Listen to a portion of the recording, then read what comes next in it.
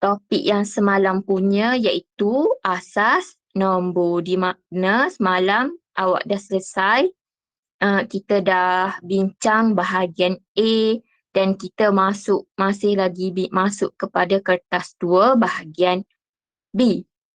Jadi pada malam ni, so insyaAllah lah, ataupun kita boleh habiskan malam ni topik asas nombor ni lah, iaitu kita ada beberapa lagi soalan bahagian B.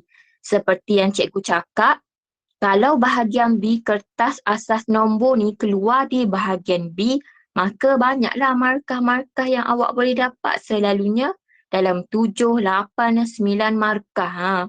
So, asas nombor ni awak semua kena titik beratkan jugalah. Jangan cakap, asas nombor. So, kalau dia keluar di bahagian B, so awak boleh score. Senang nak dapat. Okey, so tanpa kita melengahkan masa, mari kita jawab nombor 2 yang kita stop semalam. Okey, so jadual di bawah menunjukkan bilangan kes harian coronavirus 2019 iaitu COVID-19 bagi 4 hari berturut-turut di Malaysia. So awak boleh tengok gambaran ni, jadual di bawah, tarikhnya 26, 27, 28, 29 hari bulan 4, 2021. So ni kita tengok sebelahnya bilangan kes. Kita boleh tengok pada tarikh 26 hari bulan 4 tu, kesnya adalah sebanyak 2,776 kes. Manakala 27 hari bulan 4 turun sedikit kes, iaitu 2,733 kes. So pada tarikh 28 pula meningkat balik tarikh bilangan kes, iaitu 3,142. So ni adalah, kita boleh tengoklah jadual ni menunjukkan bilangan kes. Okey, kita tengok A adalah tukarkan bilangan kes pada hari yang paling sedikit dalam asas 7. So, pada pendapat awak semua, tengok berdasarkan 26, 27, 28, 29, bilangan kes yang mana paling sedikit? Siapa boleh bagi tahu?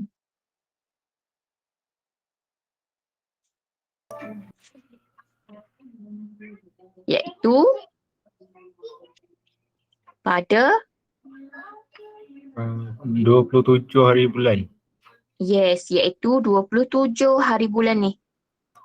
27 hari bulan 4, 2021, di mana bilangan kesnya paling sedikit lah, iaitu 2,733. So, untuk pengetahuan awak semua, mungkin ada yang dah tahulah bila dia tak tunjuk asas berapa, ni adalah dalam asas 10. Maka macam mana daripada asas 10 kita nak tukar kepada asas 7? Siapa boleh bagi tahu? Kita perlu buat apa daripada asas 10 nak tukar kepada sesuatu asas yang lain? Cikgu tak boleh baca chat ni. Kalau awak tulis dekat chat malam ni, cikgu tak boleh tengok. Cikgu tak buka laptop. So, siapa masih ingat macam mana kita nak tukar daripada asas 10 kepada sesuatu asas? Iaitu dengan membuat pembahagian bahagi secara berulang mengikut asas yang kita nak lah. So, maka kita tahu awak boleh tukar A, tulis, iaitu 27 hari bulan 4, 2021. Iaitu 2733. So sekarang daripada 2,733 ni kita nak tukar ke dalam asas 7. Setakat ni suara cikgu clear Kalau tak clear, awak bagi tahu je. So daripada asas 10 kita nak tukar kepada asas 7, seperti biasalah kita buat pembahagian secara berulang mengikut asas yang kita nak, iaitu asas 7. Buat macam ni. So, 2,733 bahagi 7 kita dapat berapa? So, kalau tak boleh yang ni, kita tukar dulu. Kita bahagi, tukar ke dalam bentuk lazim. 2,733 bahagi 7. So, yang ni dalam tajuk asas nombor, awak semua kena tukar balik lah. Kita kena tukar, kita kena ingat balik macam mana awak belajar masa di sekolah form 1, form 2, sekolah rendah. Iaitu kena ingat sifir 7, 7, 14, 21, 8, 35, 42, 49. Okey, kita tengok 27. So, kita ada 21. So, tulis 21 di atas nombor 3. 21 di bawah 3 di atas. So, letak bahaginya adalah 6. Okey, 6 kita turunkan nombor 3. Jadi 63. So, kita cari lagi 49. 63 bahagi 7, maka kita akan dapat 9. Okey, tulis 9. So, 63. Tolak 0, 0. Kita turunkan 3. So, 3 bahagi 10 tak boleh 0. Maka kita letak 0 dan bahaginya adalah 3. Maka yang ni 390 kita letak dekat sini. So 390. Maka bahagi kita letak adalah 3 dekat sebelah ni. So 390 kita buat lagi pembahagian secara berulang. Kita bahagi lagi 7. So 390 kita bahagi lagi 7. Boleh ikut cikgu. So 390 kita bahagi 7, tukar bentuk lazim. Cari 39, kita tak ada, kita ambil 35, iaitu 35, 5. So bahaginya adalah 40. Masih lagi kita ambil 35, yang terkecil sebab 42 kita tak boleh ambil. So kita ambil 35.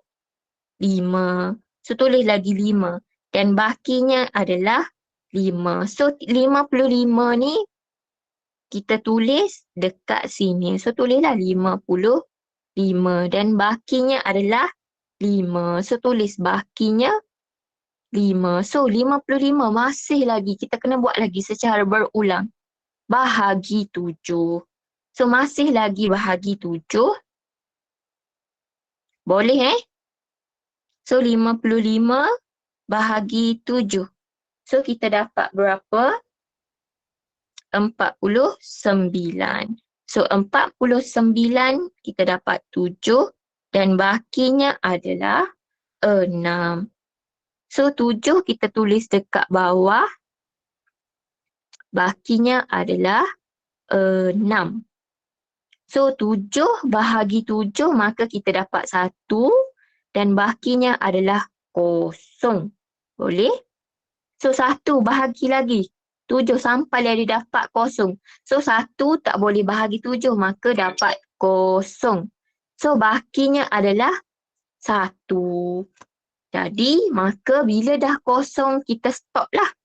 Boleh. Jadi urutannya adalah kita dari bawah naik ke atas. So maka kita dapat 1065 3 dalam asas ni yang 7. 7 ni kecilkan sikit. Asas 7. Boleh? Maka kita dapatlah yang ni. Okey? Clear tak? Boleh. Yang ni cikgu buat satu per satu. Macam mana daripada asas 10 kita nak tukar kepada asas 7. Awak bahagilah. Okey, next. Kita tengok soalan B yang seterusnya. Okey, antara tarikh-tarikh tersebut, tarikh berapakah kes meningkat paling ketara berbanding hari sebelumnya? Cuba tengok balik gambar rajah ni. Okey, siapa boleh bagi tahu cikgu? Tarikh mana kes yang meningkat paling ketara? 28. 28, iaitu kes meningkat sebanyak nak tahu kita tolak dah kan. 3142 tolak dengan 2733. So kita akan dapat berapa?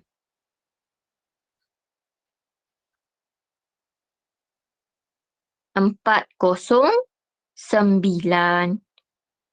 Kalau awak semua tak boleh, kita tengok. So daripada 27 ke 28, peningkatan kes sebanyak 409. Awak buat perbandingan. Kita tengok pula daripada 28 ke 29. Cuba tolak. Daripada 29, 28 ke 29 tu 3, 3, 2 tolak 3, 1, 4, 2.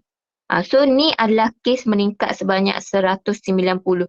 So kita boleh tengoklah pada tarikh 28 hari bulan 4, kes meningkat paling ketara iaitu 409. So tulislah nombor 1.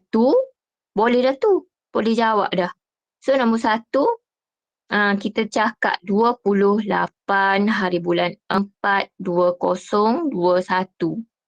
So dia cakap berapakah kes? Hitung bilangan kes peningkatan tersebut. So kita nak dapat bilangan kes, kita tolak macam biasalah yang cikgu buat ni. Sebab kenapa kita boleh tolak macam biasa? Sebab ni dah dalam asas 10. Bila asas 10, awak tolak macam biasa. Boleh, maka jawapannya adalah 409. Boleh. Tapi kena buat ni dalam bentuk lazim, tolak. Jelas Okey, next kita pergi ke berikut soalan seterusnya. Berdasarkan jawapan anda pada B1, tukarkan nombor itu kepada nombor dalam asas 5.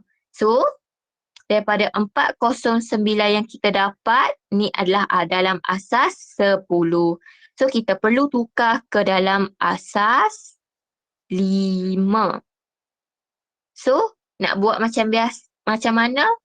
Buat macam biasalah, iaitu kita buat pembahagian secara mengikut asas. So, 409 bahagi dengan 5. Tak boleh direct macam ni, kita buat dulu. Bentuk lazim 409 bahagi 5. So 40 kita dapat 8. 40 tolak 00, kita turunkan nombor 9. Kita dapat 5. Boleh tak? 1 di atas, 5 di bawah. So bakinya adalah 4. So yang 81 kita letak dekat ni. 81. Bakinya 4, kita tulis dekat sebelah dia. So masih 81, kita bahagi lagi dengan nombor 5. Okay, cuba bahagi. 81 bahagi 5 dapat berapa?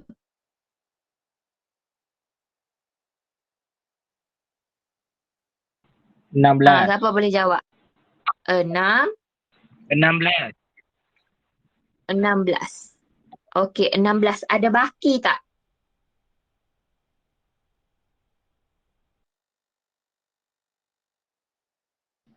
Ada baki tak? Dekat sebelah ni.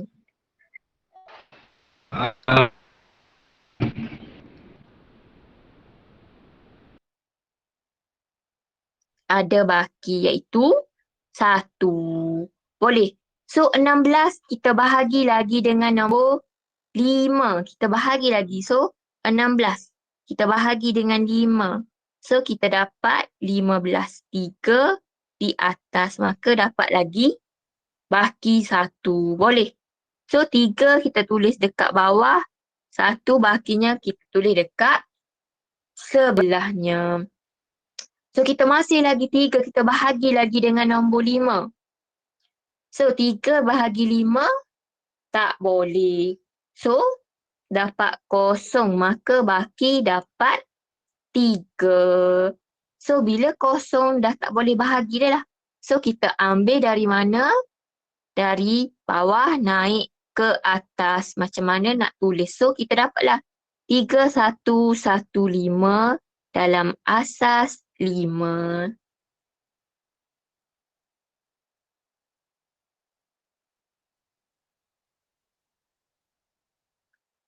Sorry. Ni. Cikgu tersilap tulis 5. Belah 4 ni, baki 4 Yang 409 bahagi 5. So jawapannya adalah 311 asas 5. Boleh? Tengok, ni adalah pengiraan dia.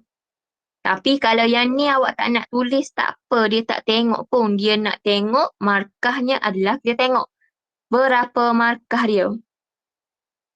2 markah sahaja. So, yang kita tukar ni, yang kita buat pembahagian ni 1 markah. Yang awak tulis dalam 1 markah. So, dapatlah 2 markah. Boleh? So, okey, kita tengok lagi seterusnya. Kita tengok C. Pada 30 hari bulan 4, bilangan kes meningkat sebanyak 1/14 berbanding hari sebelumnya. So, hitung bilangan kes pada 30 hari bulan 4. Tukarkan bilangan itu kepada asas 9. So, kita kena first kali kita kena perlu cari bilangan kes pada hari 30 hari bulan 4 tu. Dia cakap 30 hari bulan 4 tu kes tu meningkat sebanyak 1/14 daripada hari sebelumnya. So kita tengoklah hari sebelumnya adalah ni 29 tu, iaitu 333,332. So kita kena darab dulu 3,332. So tekan kalkulator dapat berapa?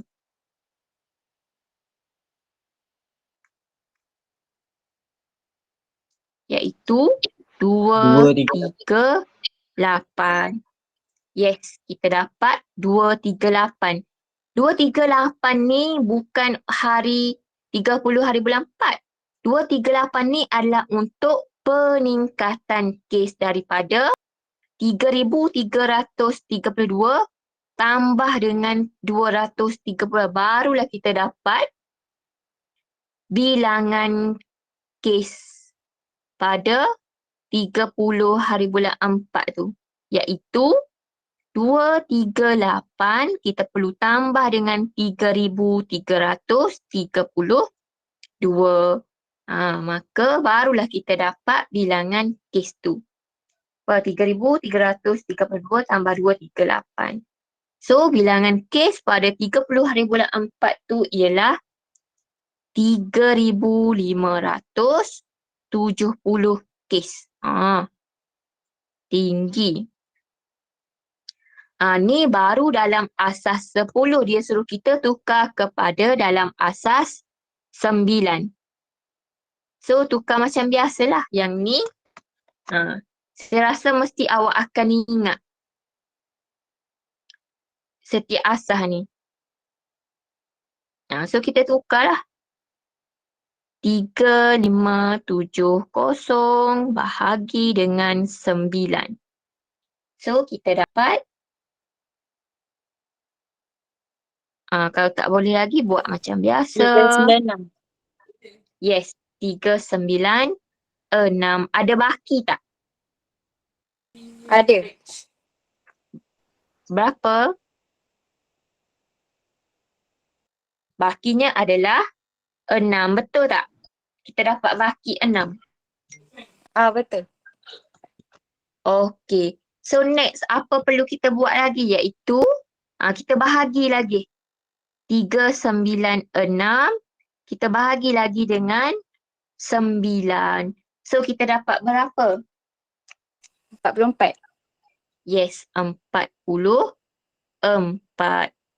So ada baki tak 44?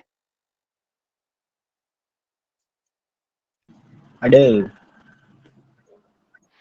Ada berapa? 396 bahagi dengan 9.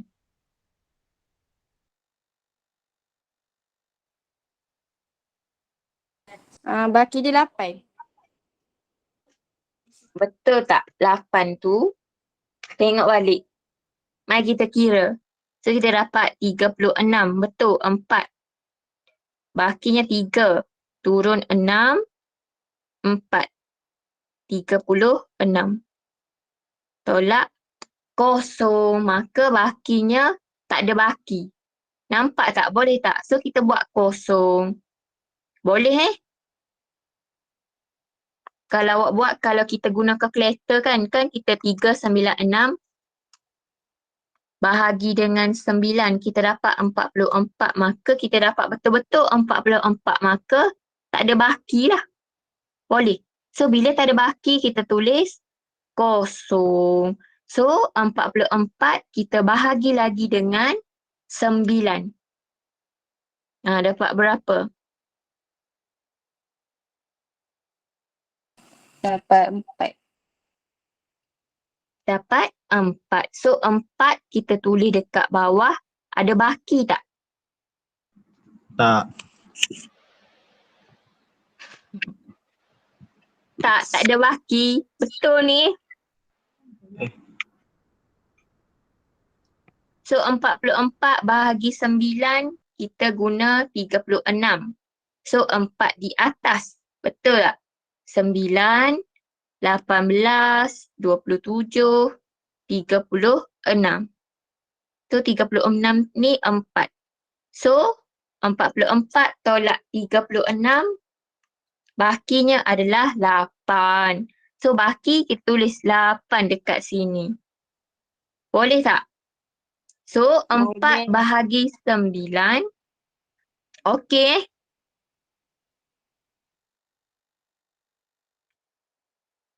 So 4 bahagi 9. Kalau awak tahu 4 kita bahagi dengan 9. Tak boleh kosong. Kita tulis kosong di bawah dan kita akan dapat baki 4. So kosong, bakinya adalah 4. Maka bila dah kosong, kita perlu stop lah. Tak perlulah bahagi dengan 9 sebab kosong lah. So, ni adalah jawapan kita. Maka, yang baki ni lah yang kita ambil. So, nak ambil macam mana kita nak tulis? Daripada bawah naik ke atas iaitu 4806 asas 9. Tulis asas 9. So, ni adalah jawapannya. 4806 asas 9. Alright, tak alright? Okay? Okay? Okey, cikgu. Okay. So, kalau dia suruh tukar asas daripada 10, asas ke sesuatu asas ikutlah asas 5 ke asas 6, asas 7. Buat pembahagian secara berulang macam ni. Ingat bahagi kalau awak tak boleh, tukar satu persatu dalam bentuk lazim. Okay, next kita tengok soalan seterusnya. Panjang betul soalan dia. Kita tengok. So, Adlina ingin membuat kek hari jadi untuk ibunya. Bagus Adlina ni. So, Adlina ingin membuat kek hari jadi untuk ibunya. Antara bahan-bahan yang perlu ialah tepung gandum, serbuk koko dan gula. So, Adlina nak buat kek yang menggunakan 3 bahan sahaja iaitu tepung gandum, serbuk koko dan gula. So, berat bahan-bahan itu masing-masing ialah 606 asas 7, 1/5 daripada berat tepung gandum dan 5% lebih daripada tepung gandum dan serbuk koko. Okey, jadi A, Tukarkan berat tepung gandum kepada dalam asas 10. So kita tahulah tepung gandum dia dah bagi tahu siap-siap adalah 606. Ni adalah tepung gandum cikgu buat PG. So 1/5 ni adalah serbuk koko. SK cikgu tulis. Singkatan. So 5% daripada tepung gandum dan serbuk koko tu adalah gula. Jadi A dia suruh kita tukarkan berat tepung gandum kepada dalam asas 10. So nak tukar kepada asas 10, ingat nilai nombor 606 asas 7. So kita tahulah. Kita tengok yang ni.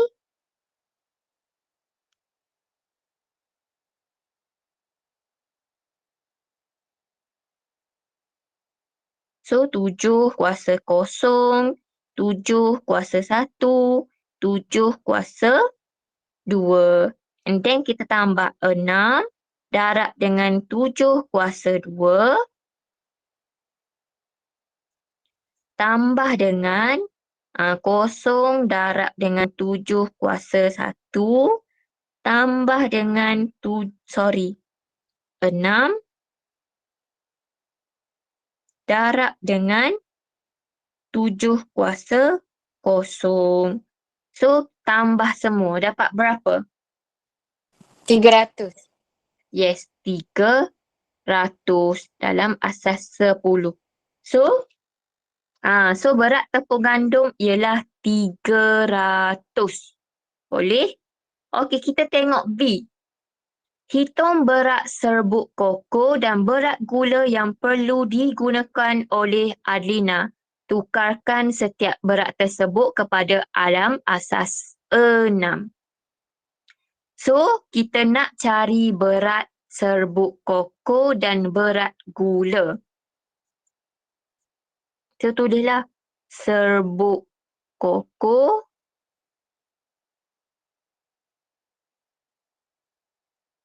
okey, tadi dia cakap serbuk koko ni adalah 1/5 daripada berat tepung gandum. So, bila tepung gandum dah dalam asas 10, maka kita boleh buat macam biasalah. 1/5 darab. Betul kan? 1/5. Okey, betul. So, 1/5 darab dengan 300. Maka kita akan dapat 60. 6. Okey, betul. 60. So, 60 ni dalam asas 10 baru. So, dia nak kita tukar ke dalam asas berapa tadi? Dalam asas 6. So, nak tukar dalam asas 6, buatlah pembahagian secara berulang dalam asas 6.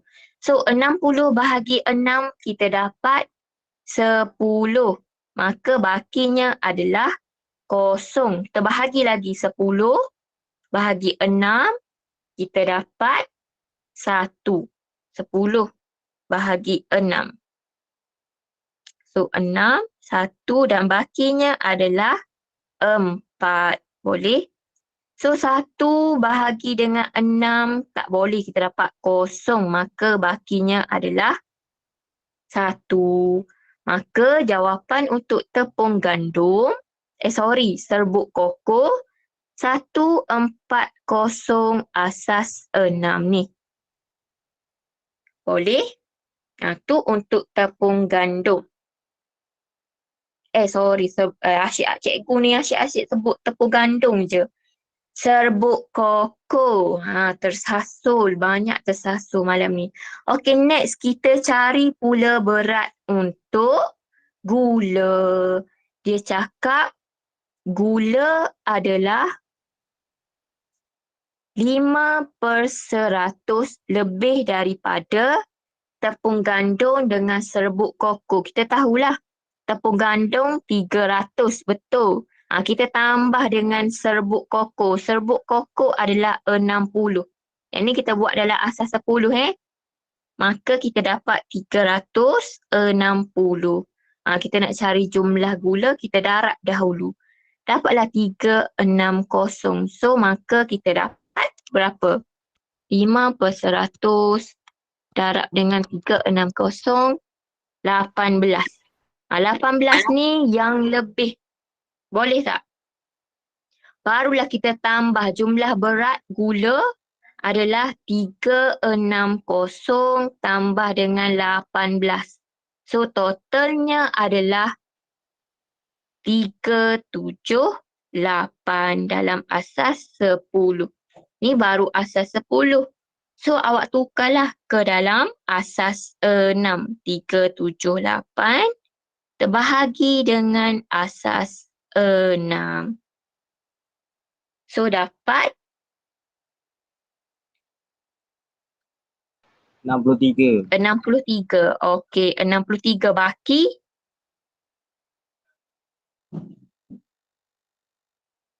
Tak ada baki kan? Bila awak bagi, awak dapat 63. So, bakinya adalah kosong. So, kita bahagi lagi 63, kita bahagi dengan 6. Kita dapat 10. Dan bakinya adalah 3. Ingat 10 kali dengan 6, kita dapat 60. 63 tolak 60 dan bakinya adalah 3. So, kita bahagi lagi 10 bahagi 6, kita dapat 1 dan bakinya adalah 4. So, 1 bahagi 6, terdapat kosong. Dan bakinya adalah 1. Boleh follow tak? Kecepat cikgu. Maka, kita ambil dari bawah naik ke atas nak tulis. So, berat gula dalam asas 6 ialah 1430 asas 6.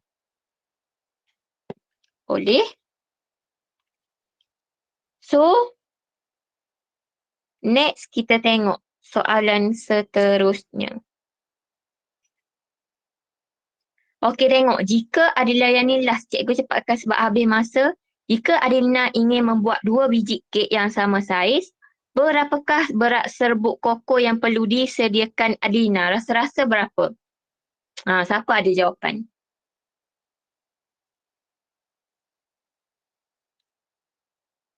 Adalah 120. Sebab kenapa? Kita tengok. Serbuk koko untuk sebiji kek tadi kita dapat 60. So, sekarang dia nak 2 biji. So, 2 darab 60. Maka kita dapat 120. So, 120 ni masih dalam asas 10. Dia suruh kita tukar dalam asas 4. So, cikgu tinggalkan awak semua. Awak tukar 120 tukar ke dalam asas 4. Okey? Boleh? Boleh? Sekian, itu sahaja untuk kelas kita.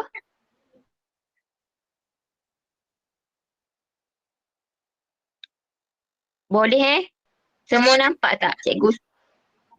Okey, cikgu stop sharing. So, sekian itu sahaja untuk malam ni. Kita jumpa lagi next time. Terima kasih. Terima kasih cikgu. Cikgu left dulu.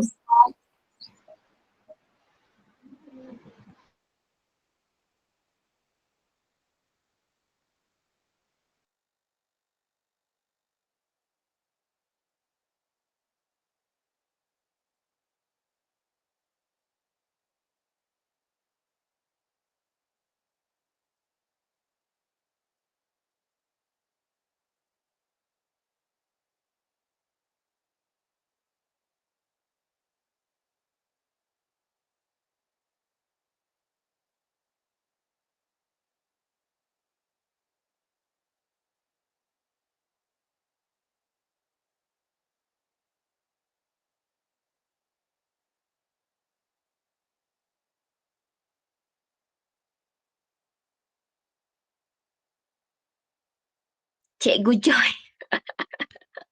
Kenapa korang tak tegur cikgu? Cikgu lupalah. Malam ni cikgu habis pukul 9 kan?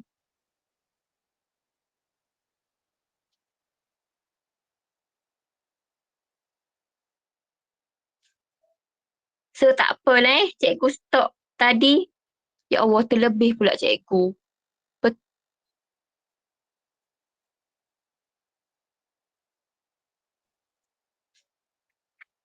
Cikgu sambung balik sikit lagi. Boleh tak? Boleh cikgu. Boleh cikgu. Boleh Ya Allah, cikgu terlupa lah. Cikgu ingat kita habis pukul 8.45. Tu pun cikgu dah terlebih sikit. Rupa-rupanya cikgu habis pukul 9. Lucu. Korang tak tegulah cikgu.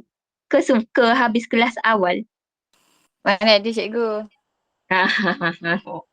Tak apa, kita stop sikit ni lah. Cikgu nak sambung ni je. Tapi cikgu rasa awak semua dah boleh ni. Itulah cikgu pelik, cikgu masuk tingkatan 3. Rupanya cikgu kelas pukul 9. Aduh. Kenapa cikgu malam ni? Sorry semua. Okey. So, kita sambung balik, terpaksa sambung balik.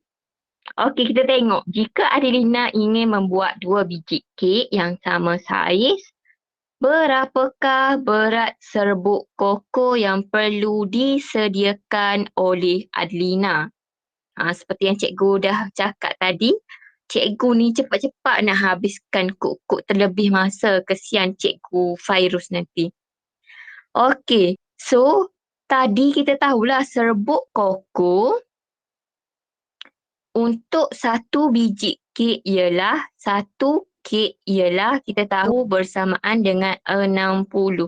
So nak dapatkan 2 biji kek, awak dua kali ganda lah. So 120 lah berat serbuk koko. Tapi awak kena ingatlah 120 tu dalam asas 10. So macam mana kita nak tukar kepada asas 4? Cikgu ulang lagi sekali. 120 bahagi dengan 4. Kita nak bentuk asas 4.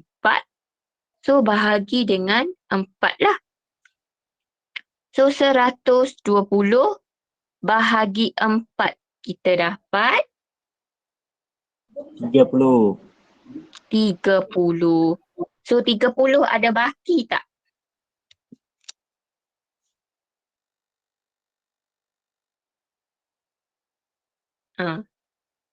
So Tak ada. cikgu tanya tak ada. Bila cikgu tanya ada baki mesti senyap. Maka tak adalah. 120 awak bahagi dengan 4, awak betul-betul dapat 30 kan. So tak ada baki lah, maknanya kosong, sifar. Kita tulis bakinya. Kalau walaupun kosong, awak semua kena letak juga kosong. So 30 kita bahagi lagi dengan 4. Kita dapat 7. yes, 7. So 7 darab 4 kita dapat 28. So 30 tolak 28 bakinya adalah 2. Boleh? Baki kita tulis je dekat tepi dia. So 7 masih lagi kita bahagi dengan 4. So 7 bahagi 4 boleh tak? Dapat berapa? Dapat 1. Dan bakinya adalah 7 tolak 4 baki adalah 3. Boleh 1 bahagi dengan 1 darab dengan 4. So dapat 4.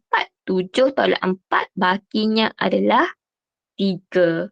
So 1 kita bahagi lagi dengan 4. 1 bahagi 4 tak boleh dapat kosong. 1 bahagi 4. Kosong. Kosong di bawah, kosong di atas. 1 tolak kosong, maka bakinya adalah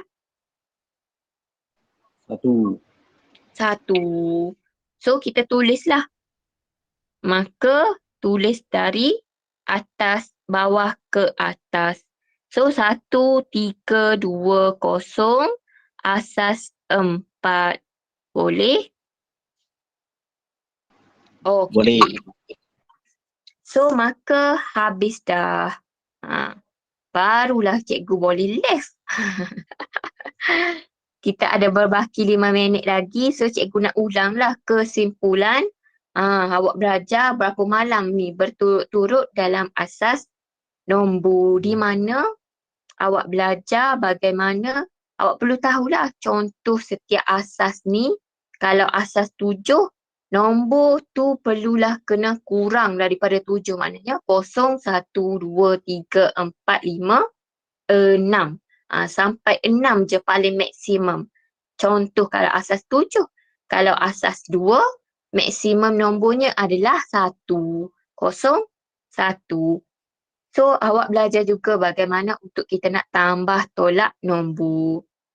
So, awak kena ingatlah tambah tolak nombor. So, kita macam mana, awak belajar macam mana nak tukar daripada sesuatu asas kepada asas 10. Yang tu kita menggunakan nilai nombor. Yang ni, contohnya.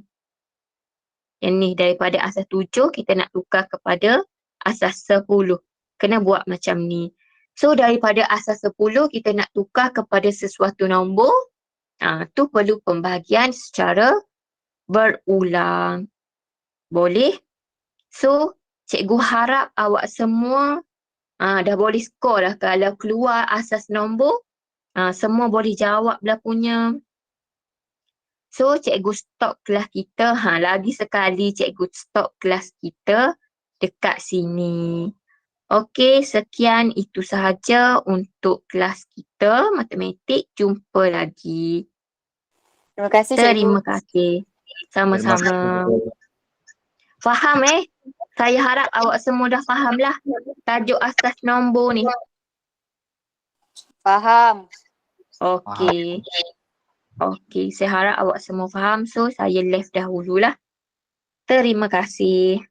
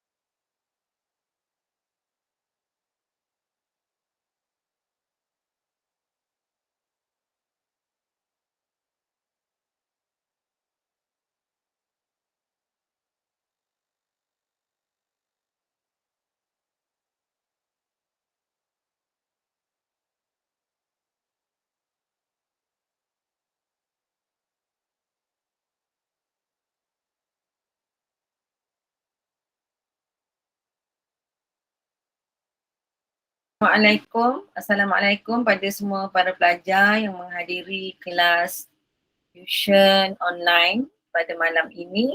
Okay, saya sangat mengalu-alukan kedatangan anda. Kita akan sama-sama membincangkan topik yang saya telah berikan. Actually saya dah bagi kertas soalan, kertas model SPM. Okay, kita telah bincang kertas 1 dan sekarang kita bincangkan kertas 2 ya. Kertas 2 pada minggu lepas kita telah bincangkan saya upload dulu. Sekejap.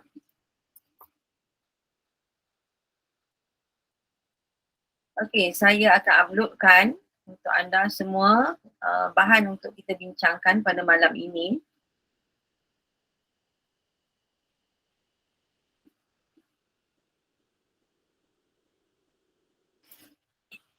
Okey, saya harap pelajar-pelajar nampak ya. Jelas ke? Boleh ya? Saya harap pelajar-pelajar boleh respon menggunakan in-call messages ataupun terus menggunakan mikrofon. Okey? Alright, saya lebih suka ya kalau ada interaksi dua hala. Okey, untuk malam ini kita akan sambung balik perbincangan kita untuk kertas 2 bahagian B. Okey, topik dia campur-campur ni. Okey, kalau awak tengok ni sebab dia untuk SPM kan, dia campur-campur ni ya. Alright, jawab semua soalan dalam bahagian ini. Okey, awak bagi tahu saya kalau dah belajar ataupun belum belajar lagi. Okey, mungkin ini form 5 punya topik. Okey, terima kasih Darshini. Awak dah respon, bagus. Okey, padankan istilah berikut dengan maksudnya yang betul. Okey, halaju, yang mana satu? Okey, pecutan. Apa yang dimaksudkan dengan halaju? Apakah yang dimaksudkan dengan pecutan? Okey, sama ada jawapannya di sini ya, sesaran per minit masa, per unit masa, jarak dilalui per unit masa, ataupun perubahan laju per unit masa, ataupun perubahan halaju per unit masa. Yang mana satu definisi untuk halaju dan mana satu definisi untuk pecutan. Okey? Yang mana satu jawapan anda? Okey. Boleh bagi tahu saya? Okey, kita ambil halaju dulu. Yang mana? Okey, kalau saya letak ini contoh ya. Okey, kalau saya letak saya letak ini A, ini B, ini C dan ini D. Okey, apa jawapan untuk halaju? Cuba awak gabungkan sama ada halaju tu jawapannya di A, di B, di C ataupun di D. Cuba jawab, ada 13 orang, 13. Ada 11 orang pelajar dalam grup ini. Boleh cuba jawab, ini adalah untuk form 4. Ini ulang kaji ya. Ini masuk, ini mungkin, ini soalan-soalan macam ni kemungkinan ada dalam SPM, peperiksaan SPM. Okey, apa yang dimaksudkan dengan halaju? Okey Darshini, thank you very much. Okey, bagus ya. Halaju maksudnya jawapannya ialah A. Okey, apakah yang dimaksudkan dengan pecutan?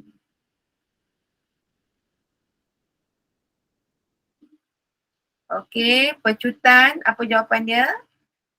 Okey, good. Pecutan maksudnya ialah perubahan halaju per unit masa. Bagus, okey. Good try. Okay, kita tengok pula seterusnya. Ini ya, ini pengiraan ni. Oh, banyak tu pengiraan kat sini ni. Okey. Tengok ya. Rajah 4 menunjukkan pita detik yang ditarik oleh sebuah troli melalui sebuah jangka masa detik yang disambungkan kepada bekalan arus ulang alik yang berfrekuensi 50 Hz. Ni direction of motion, arah gerakan. Awak boleh tengok dia nampak anak panah dia ke sini kan. Okay. Cuba kita besarkan sikit ya. Takut saya yang salah kat sini ya. Okay, kita tengok gambar rajah dia. Okay. Betul lah. Ini ya. Nampak anak panah ni ke sini ya. Okay. So, soalan dia apa? Soalan dia. Kira ataupun hitungkan hal laju pada detik yang pertama. Kirakan hal laju pada detik yang pertama. Awak dah belajar belum ni? Sudah belajar belum? Okey, untuk ini awak boleh buat. Sini adalah dia punya formula dia adalah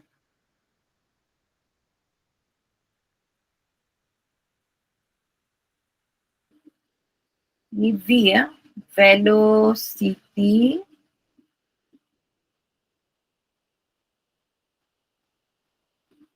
mewakili U sama dengan 1 cm dibahagi dengan 0.02 saat. Ini kurungan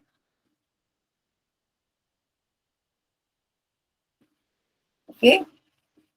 Boleh. So jawapannya di sini ialah 50 cm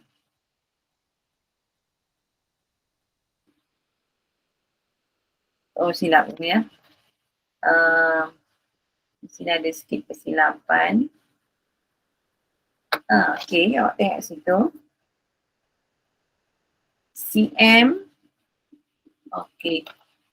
Ini cm s per saat. Okey, 50 cm per saat. Okey. Saat apa? -1. Okey. Alright, bagi detik yang pertama. Okey, hitung hal laju pada detik yang pertama. So, kat sini hal laju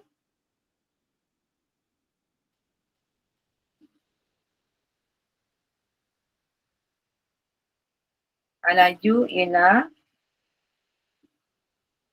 U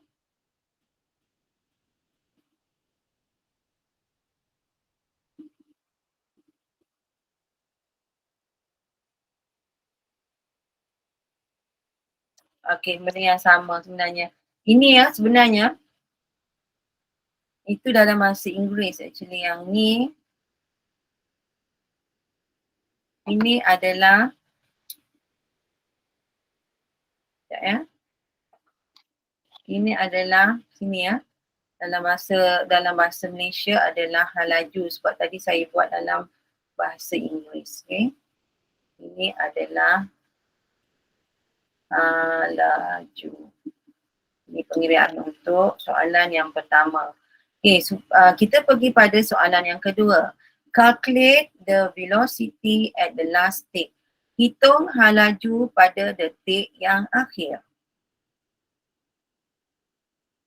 Hitung hal laju pada detik yang akhir. Detik yang permulaan tu detik dia adalah kita buat pengiraan dia, kita ambil yang ini 1 cm. Betul tak? Yang ni yang akhir ini 5 cm. So hal laju yang ni ya, yang bawah ni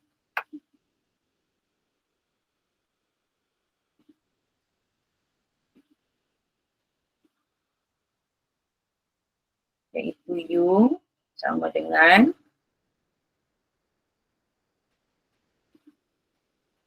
5 cm bahagi dengan 0.02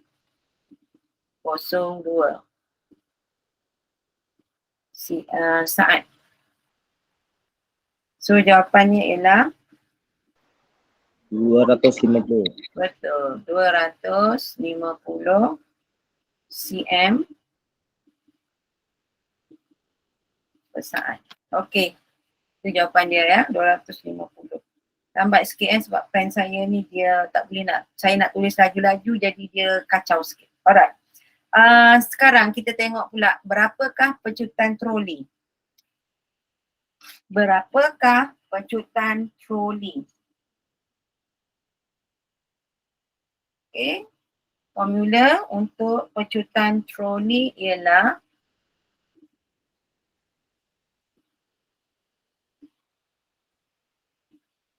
pecutan sama dengan, A sama dengan B minus U bahagi dengan T. So di sini ialah, sempat tak saya tulis ni? Okey, tak apa, saya ambil kat sini. Okey. Okey, di sini ialah 250 tolak 500, bukan 550, ya. Mana ada 500? Okey, yang ni adalah 50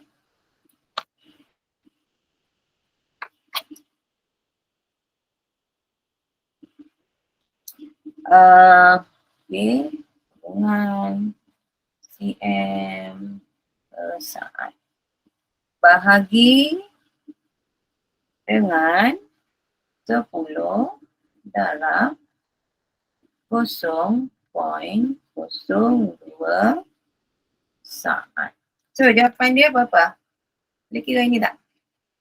Jawapan? 1000. Sekejap Awak dapat berapa?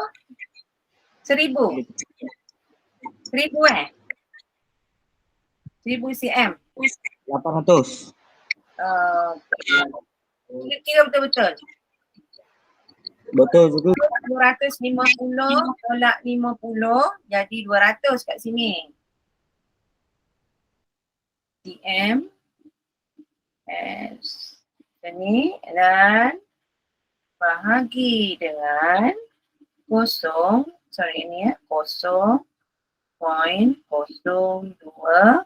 saat. So ini jawapannya ialah 100 cm. Okey, itu jawapan dia.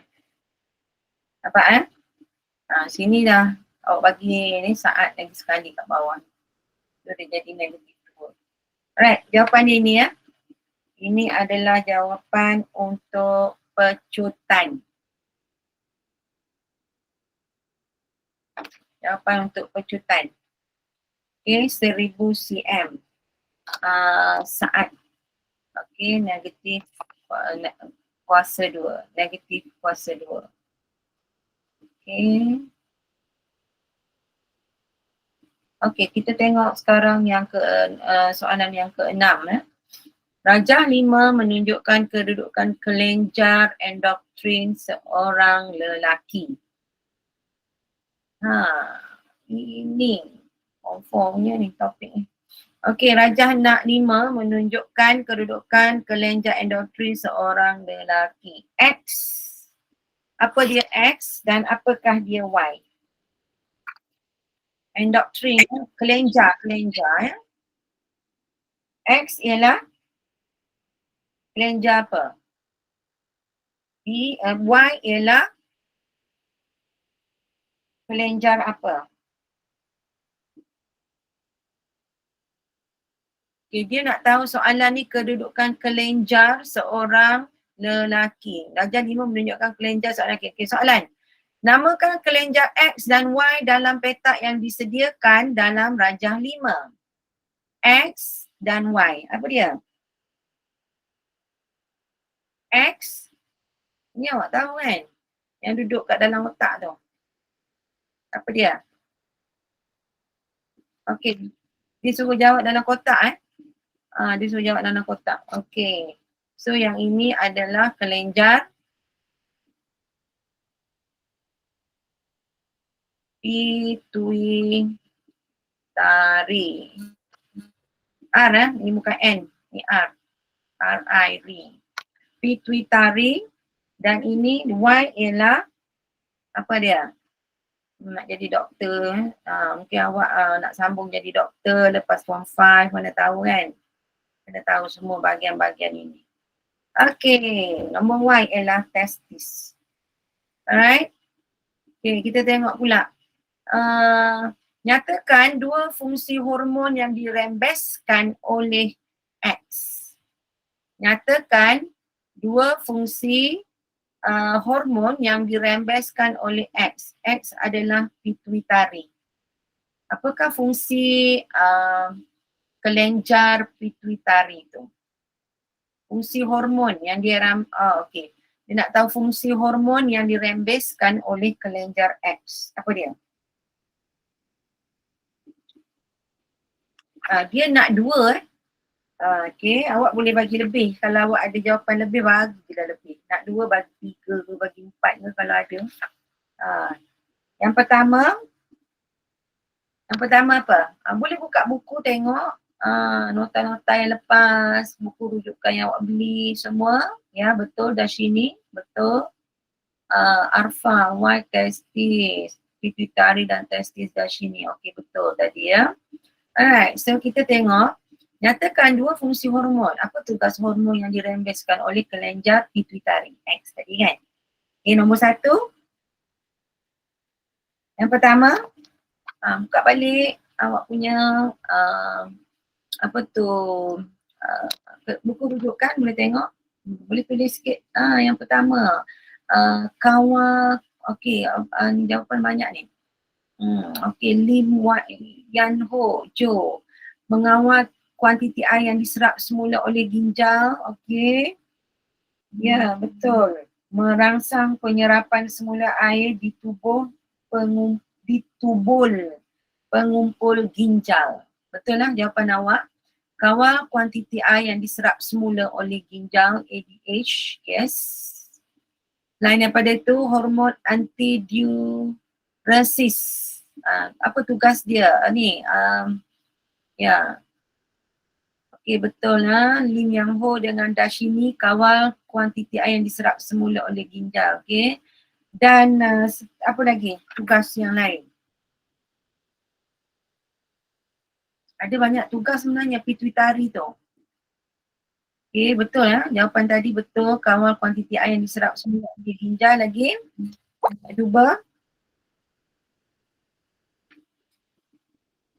Ada kaitan tak? Okey, saya bagi clue pada awak. Thyroxine. Thyroid.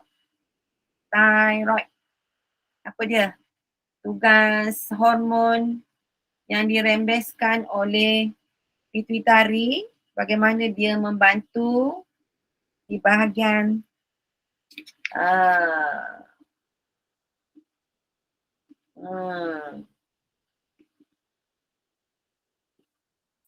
ya, ada lagi jawapan lain?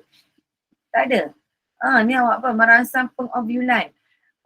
Saya rasa saya tak tahu ini ada ke pengovulan tu dikawal oleh pituitari.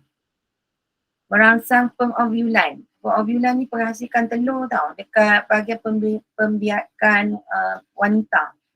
Merangsang pengovulan ovule. Merangsang pertumbuhan peringkat kanak-kanak. Okey, saya bagi jawapan yang diberikan di sini ada 3. Yang pertama tadi dah disebut, betul. Yang kedua, saya tak nampak jawapan itu merangsang pertumbuhan di peringkat kanak-kanak. Okey, di sini merangsang penghasilan dan perembesan thyroxine daripada kelenjar thyroid. Dia pula bantu kelenjar thyroid. Dia hormon. di pituitari tu, dia membantu kelenjar thyroid untuk merembeskan perembesan thyroxin daripada kelenjar thyroid. Dan yang ketiga, merangsang pertumbuhan dan penghasilan protein. Okey, mungkin itu ada kaitan dengan merangsang pertumbuhan di peringkat kanak-kanak ya. Okey, merangsang pertumbuhan, yang ketiga ya, merangsang pertumbuhan dan penghasilan protein. Tapi orang dewasa juga memerlukan protein, betul? Okey, so merangsang pertumbuhan dan penghasilan protein. Okey, itu ada 3 ya.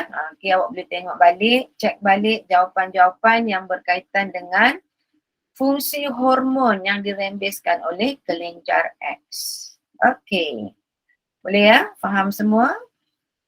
Buat rujukan balik. Ini ulang kaji untuk anda semua ya, untuk form 4, dan mungkin ini adalah sesuatu yang berguna untuk soalan-soalan yang ada kaitan dengan SPM ya.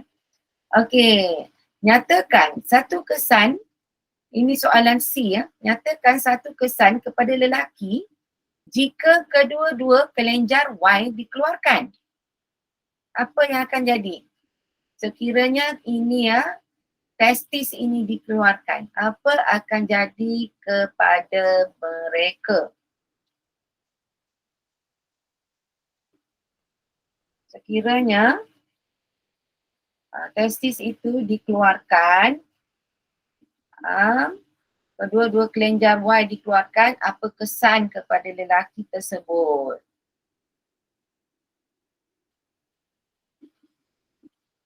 Apakah kesannya kepada lelaki tersebut? Senang je. Cuba, siapa nak cuba? Nombor C. Nyatakan satu kesan kepada lelaki jika kedua-dua kelenjar dikeluarkan. Ini kelenjar testis ni. Sekiranya dikeluarkan, apa akan jadi kepada lelaki tersebut? Jawapan? Soalan yang sangat senang. Ini ada 11 orang pelajar ya. Saya harap anda sama-sama menyertai kelas. Sama-sama memberi jawapan. Salah pun tak apa kan. Janji awak tak buat salah semasa peperiksaan yang sebenarnya. Okey? Nah, kalau testis dibuang, apa akan jadi? Merangsang apa dia dah sini. Kalau awak buang testis tu apa jadi? Memanglah kat situ menghasilkan sperma kan. Kalau buang tempat tu, buang kilang dia, apa jadi? Tengok soalan dia. Sekiranya ia dikeluarkan, maksudnya ia dibuang ya, apa akan jadi? Mana pula boleh merangsang penghasilan sperma pula? Awak dah buang kilang dia, boleh hasil ke? Boleh menghasilkan tak? For sure tak dapat. So, jawapannya ialah hilang kromosom seks. Okey, dia akan menjadi, dia panggil infertile. Infertile maksudnya mandul. Faham tak? Okey, lelaki yang tidak ada kilang testis untuk menghasilkan sperma ni tak ada dikeluarkan. Okey, kesannya ialah lelaki tersebut mandul, kerana disebut mandul lah sebab tidak dapat menghasilkan zuriat. Okay, sebab tak ada sperm. Faham tak? Mandul. Jawapannya apa? Jawapan dia kemandulan. Okay, jawapan dia ialah kemandulan. Itu kesan dia ya. Yalah memanglah dia bukan hilang kromosom seks dia hilang dia panggil apa tadi?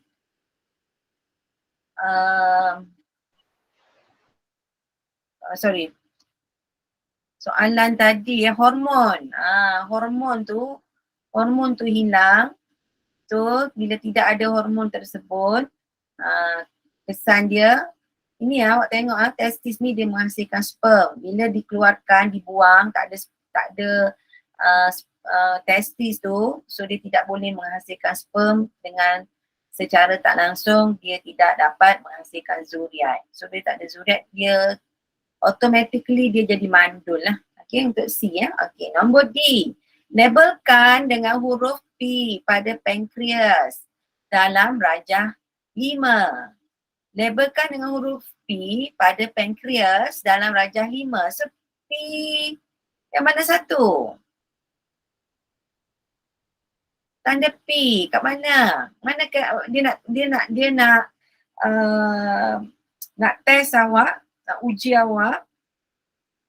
Manakah dia pankreas? Mana kuning itu? Ya betul. Warna kuning ni P lah. P. Okey, tulis P besar-besar kat situ kan. Itu adalah pankreas. Bagus. Alright. Itu adalah untuk D. Ini adalah 6D. Kita tengok nombor 7 pula. Jadual 3 menunjukkan 2 contoh alloy dan kandungannya. Okey, alloy. Alloy yang pertama disebut alloy P. Mengandungi kandungan dia ialah 74% besi, 18% kromium dan 8% nikel. Okey, 74% besi, 18% kromium dan 8% nikel. Untuk bronze ataupun gangsa, 88% kuprum dan 12% timah. Campur dua ni jadi gangsa. Ini dia punya peratus kandungan bahan tadilah. Alright, so apa soalan dia? Berdasarkan jadual 3, namakan alloy P. P apa? Namakan alloy P. Pankreas.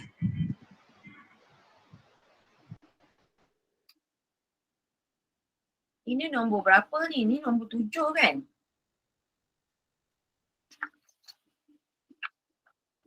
Namakan alloy P. Asal apa? Pankreas.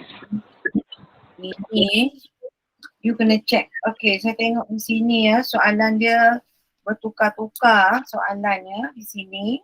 5, 6, nombor 7 missing in action dan nombor 8 ada, 9 ada, 10 ada.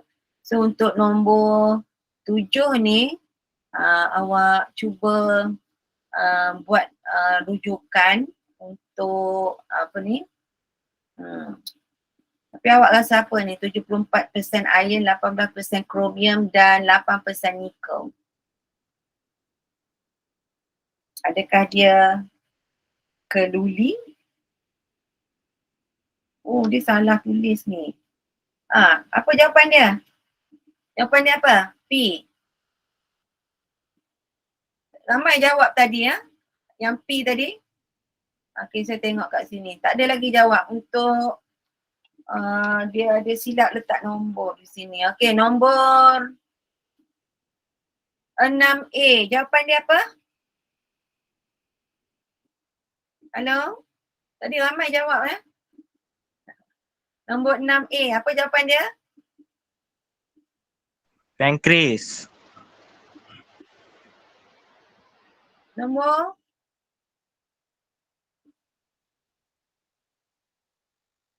Bukan nombor 6A. Nombor 6A tadi dah jawab. Dah selesai dah nombor 6 kan? Okey, nombor 7 sekarang. Sorry ya, tak maaf. Nombor 7. Jadual 3 menunjukkan 2 contoh alloy dan kandungannya. So, saya dah baca tadi. So, dia tanya alloy P tu apa? Awak rasa? Alloy P tu apa? Pankreas. Apa tu? Okey, nombor 7A Roman 1 jawapannya ialah ini campuran itu adalah apa dia? Dalam bahasa Inggeris dia kata apa? Stainless steel. Dalam bahasa Melayu apa? Dalam bahasa Melayu apa? Stainless steel. Come on. Bahasa Malaysia apa? Bahasa Melayu apa? Stainless steel. Ramai jawab tadi tiba-tiba diam. Bukan. Ya? Gangsa. Bukan. Stainless steel adalah keluli. Okay, campuran ini ya. Campuran yang ini ni adalah mewakili P. So dia tanya P tu apa? Ada besi, ada kromium dan ada nikel, tapi peratusan bahan tu berbeza. So P adalah keluli. Jawapannya. Okey, yang kedua. Namakan proses untuk menghasilkan alloy P. Namakan proses untuk menghasilkan alloy P. Masa dibuat campuran ini kan, apakah yang dinamakan proses tersebut? Jawapan? Jawapan? Ada nak cuba? Saya tengok jawapan awak. Apa dia tu? Bukan pewter ya, Lim. It's not pewter, dia adalah keluli. Okay, nombor 2 ini, proses untuk menghasilkan alloy P ini disebut sebagai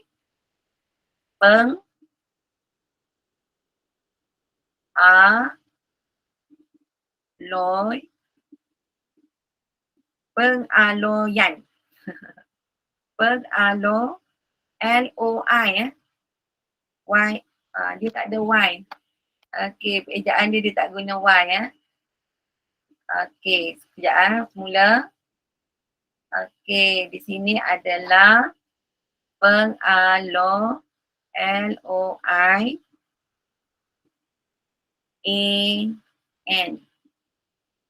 Pengaloyan. Alloy, mengaloykan. Pengaloyan ataupun dalam bahasa Inggeris adalah alloying. Okay, alloying. A-L-L-O-Y-I-N-G. Alloying ataupun dalam bahasa Melayu, bahasa Malaysia adalah pengaloyan. Okay, kita pergi pada soalan yang ketiga Roman, nombor 7A Roman. Nyatakan atom asing dalam gangsa. Nyatakan atom asing dalam gangsa. Cuba awak tengok sini ya, gangsa. Ini gangsa. Okey, gangsa 88% adalah kuprum dan 12% adalah timah. Okey, dia tanya soalan, nyatakan atom asing dalam gangsa. Memang awak tengok gangsa yang banyak ialah kuprum, tapi dia campur dengan timah. So dia tanya, nyatakan atom asing dalam gangsa. Apa jawapan dia? Apa jawapan dia? Ya, betul, pengaloyan. Okey, Lim betul. Nombor 3 ni, nyatakan atom asing. Maknanya selain daripada kuprum, apa yang dicampur kat situ? Senang dia lah. Nampak pun kat situ jawapan dia. Apakah atom asing bagi gangsa? Jawapannya tentulah biji timah tadilah yang dicampur tadi kan. Yang banyak tu adalah kuprum, yang asing adalah timah. Sebab kuprum tu tidak dinamakan asing sebab dia bahan utama. Yang dicampurkan dalam bahan utama itu adalah timah. Okey, jawapannya nombor 3. Nombor 7, A3 adalah timah. Okey, boleh faham? Faham semua? Okey, seterusnya kita pergi kepada B ya, 7B. 7B, padankan alloy dengan kegunaannya. Padankan alloy dengan kegunaannya. Loyang guna untuk apa? Untuk buat pingat ke, untuk buat alat muzik? Gangsa untuk buat pingat ke, untuk buat alat muzik? Cuba. Musical instrument. Yang mana satu? Loyang Beras. atau gangsa?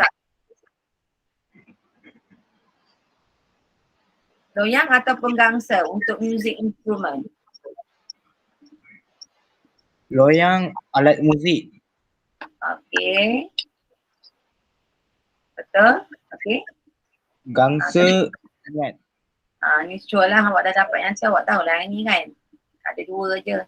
Okey, betul. Gangsa digunakan untuk membuat pingat ataupun medal. Okey, faham ya? Bagus. Okey, kita tengok C pula. Maklumat berikut adalah berkaitan suatu alloy mempunyai nilai rintangan hampir sifar digunakan dalam pembuatan kabel elektrik. Okey, apakah alloy ini? Okey, jawapan untuk C. Apakah alloy ini? Mempunyai nilai rintangan hampir sifar digunakan dalam pembuatan kabel elektrik. Jawapan?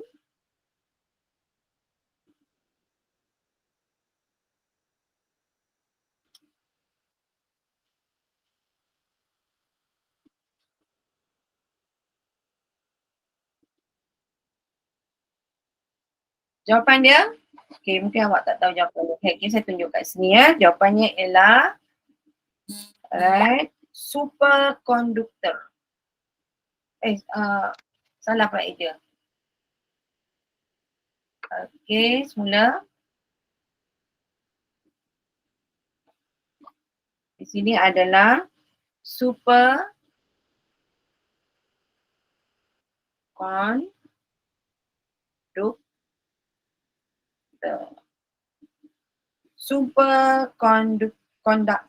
Superconductor ya. Mempunyai nilai rintangan hampir sifar digunakan dalam pembuatan kabel elektrik. Superconductor. Okey. Kita tanya apakah alloy ini? Dia jawab sini superconductor. Contoh dia seperti apa? Superconductor. Biasa kalau awak tengok kalau chipboard, dia ada aliran arus elektrik kat atas chipboard kan, sangat halus yang dibuat kan. Chipboard tu sendiri dibuat daripada apa? Tahu tak? Awak tahu apa? Dibuat daripada apa? Silikon. Okay, silikon. Silikon adalah pasir sebenarnya kan. Silikon adalah pasir. Okay, so kita tengok nombor 8.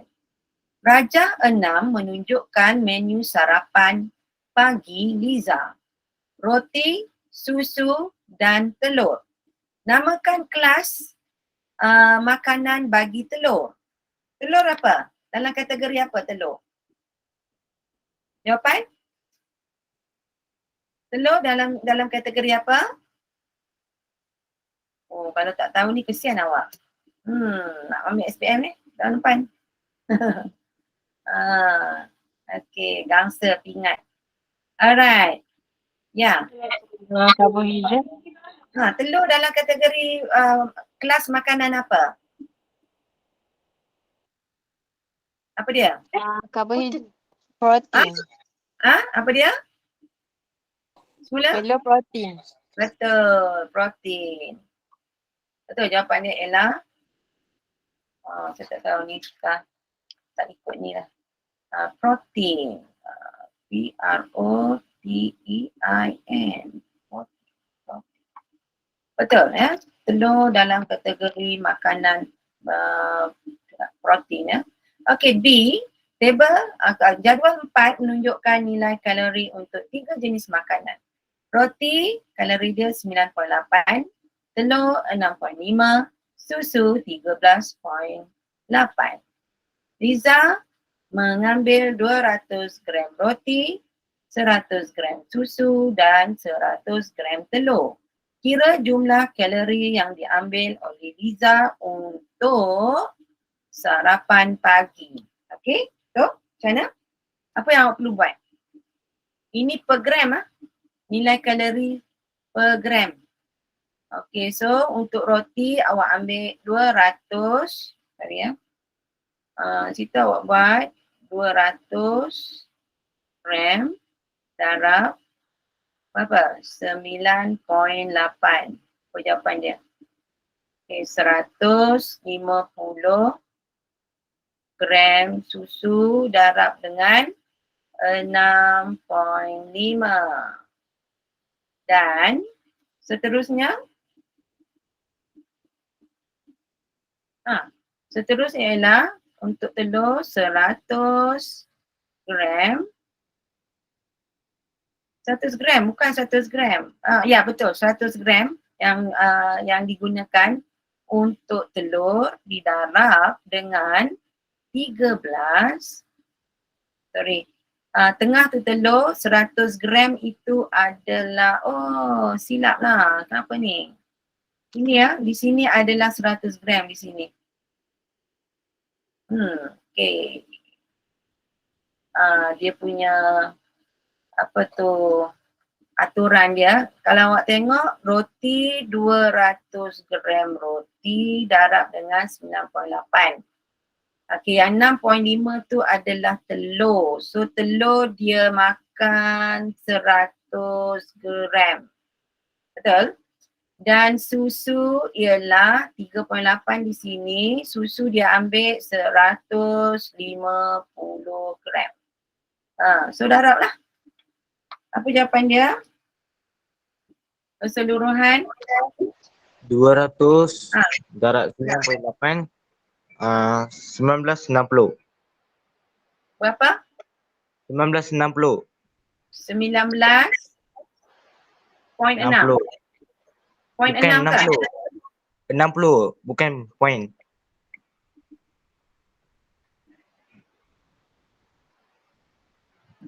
Okey. Sekejap Berapa jawapan dia? 200 darab dengan 9.8, jawapannya ialah 1960. Okey. Ini ya. 1000. Sorry. Ini adalah 1960. Okey, yang kedua 100 darab dengan 6.5. Apa jawapan dia? 650. Okey, betul. 650. Okey. 150 darab dengan 13.8. Jawapannya? 2070. Ya, betul. 2070. So awak campurlah semua. Berapa jawapan dia? Berapa jawapan dia semua sekali ni? Dia makan pagi, kalori dia makan pagi ni. 4680. 4680 kilojoule. Betul ya? Okay, sekejap saya tarik kat sini sikit. Di sini ialah 4680 kilojoule. Okey, itu dia jawapan dia. 4680 kilojoule. Okey. Alright, faham Boleh? Alright. So, bagus. Kita tengok pula. Untuk C, Liza adalah 8 tahun umur dia. Liza berusia 8 tahun manakala Aziz, abangnya berusia 18. Siapakah yang memerlukan kalori yang lebih tinggi setiap hari? Terangkan jawapan anda.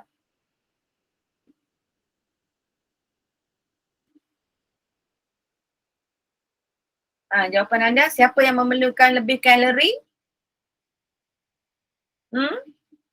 Tentulah Aziz yang berusia 18 tahun berbanding dengan adiknya yang berusia 8 tahun. Tidak, lagipun dia seorang remaja lelaki. So dia lebih banyak memerlukan kalori setiap hari. So jawapannya ialah Aziz. Remaja lelaki memerlukan lebih banyak kalori berbanding dengan kanak-kanak perempuan. Itu jawapan awak Kena panjang sikit jawapan tu. Remaja lelaki memerlukan lebih banyak kalori daripada kanak-kanak perempuan. Boleh faham? Boleh? Boleh. Alright, so kita pergi pada soalan, mungkin soalan yang terakhir malam ini ya, dah lebih masa sebenarnya. Okey, D. Aziz tidak mengambil buah-buahan sitrus dalam gizinya bagi tempoh masa yang lama. Apakah masalah kesihatan yang mungkin dia hadapi? Dia tak ambil buah-buahan sitrus.